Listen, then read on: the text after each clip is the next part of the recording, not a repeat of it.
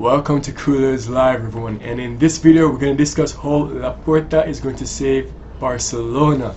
So we're going to go a lot in depth, like for example what happened before Laporta was here and what happened when Laporta was here and how he's going to save Barcelona today.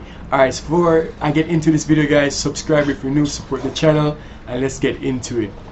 Alright guys, so I'm going to give you a little rundown about Joan Loparta. Right, he was a lawyer, he had his own firm, he was a member of parliament in Catalonia. However, when he was trying to become Barcelona's president due to the crisis, something similar to right now, right, he grew into the election, you know what I mean? He was one of the favorites, he showed his charisma, his character, and people fell in love with him, you know what I mean? So he grew into election and he became president in June the 15th, 2003. You know what I mean? And he won the election and it was very fantastic. However, one thing people remember about him, he promised David Beckham. We all know that David Beckham went to Real Madrid. David Beckham was one of the hottest players back then, but we didn't get him. However, we did get Ronaldinho. And we all know what Ronaldinho did to that galactic Real Madrid team. He destroyed them single-handedly, and that was a fantastic signing by Laporta. But however, things didn't went so smooth right there.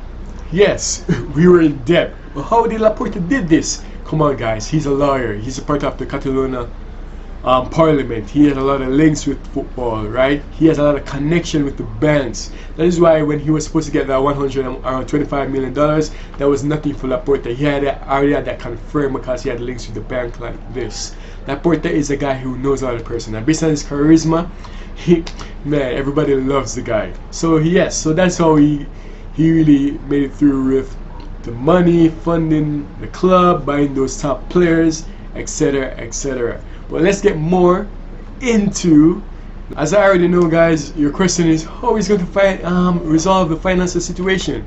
That is fine and that is easy. I'm explaining it to you right now. So this is where things get interesting, so stay tuned. So if you're watching this so far, like the video, right, because I'm giving a lot of details.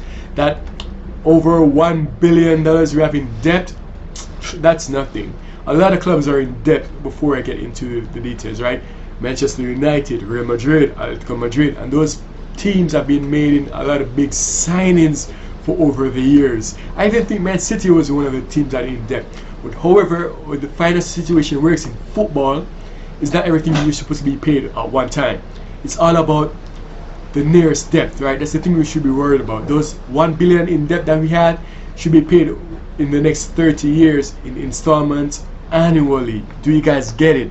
Annually. That's why teams like Real Madrid could sign Hazard for 100 mil, Atletico Madrid sign Felix for 120, because things like that. So don't get it confused, guys. The debt it's serious, but not that serious in terms of short term. We only have to focus on the short term debt, which is annual things we have to pay each year, and not the long term. We have to pay that debt within the next 30 years. So let's relax, guys. It's not that. Alright, you guys may be wondering, what do I mean by installments? Well, like for example, we need to have like 6 million, 10 million each year for installments, right? That's to keep our club active, stay in Europe and stuff like that. So it's not really that serious. So we just have to make sure that we have that money and make sure there's to be reserved and stuff like that. The thing is, what people don't understand, Laporta has a lot of links with the banks. I'm going to get more details on how he's going to help to fund Barcelona to reach in that high regard. As you know, he had to get that 125 mil that is mandatory because of the short-term debt. Remember, the short-term debt is more important than the long-term. A lot of people may not know, but Laporta's already have investments of 300 to 400 million dollars. He's going to use 150 to get Haaland, Alaba, and Co. You know what I mean? So definitely we can get those players. You know how much money I stated just now, and he's going to use the 250 to build the financial situation within the next 18 months, so it can be in the likes of Man City, Paris Saint-Germain, and back where we belong. As you guys know, promoting La Masia and bringing them through the team wasn't enough. Even Real Madrid was breathing down through our necks with those galactic signings, right? So we had to make some good signings, stuff like that, and that's why we had to sack Van Gaal back then and promote Vicard. He was very fantastic. He won around like 2 league trophies, 2 Copa del Reys, and got us our second Champions League trophy, and that was very fantastic. I really liked that manager back then. You know what I mean? I was very young. I can remember watching Barcelona's games, and it was very fantastic to watch. Are you guys probably wondering, how did he get so much money? Alright, that's not surprising. He sell some of Barcelona's stakes, 49% of Barcelona's stakes, so majority will still be owned by the members, associates, etc. So I said that didn't come cheap, right?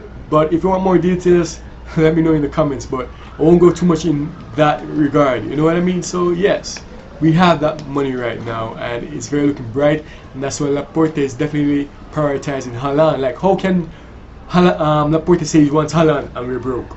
Surprisingly, we're not broke. We would have been if Bartomeu was still president back in like January. He was still continuing up to the elections, but had definitely been broke. Bartomeu is very stupid guy. Even though Rijkaard was a very fantastic coach, won his 5 trophies, a lot of people want the Dutchman out of this team, just like similar to Koeman right now, right, at first. However, he's still a legendary coach for us because he promoted a special guy for us, Lionel Messi. We were trophyless for 2006 to 2008, but that didn't stop him from creating and promoting the greatest player of all time. I can remember one of the quotes. Like Rijkaard said, Messi said to him, well, he said to Messi, thank you, no, Messi said to him, thank you for making me the best player. And he laughed and said, he doesn't even know, thank you for making the best manager at the time, you know what I mean? So he was very humble. I really liked the guy. And then came Pep Guardiola. Pep, we all know what he did, but I get a little more detail on what Pep did in this Barcelona reign. With Laporta was there, right there and then. As you know, Pep came in. He was the Barcelona B coach, and he came in and rocked the football world. Everybody know what Pep did, so I won't go too much in that depth.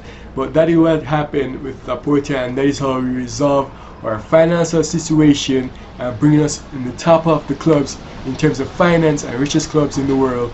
Right? So relax, guys. So if you like this video, subscribe if you're new, hit that like button, and comment below. Share this with your friends and let them know what's going to happen when things start to really get kicking and going. Alright, I'm out.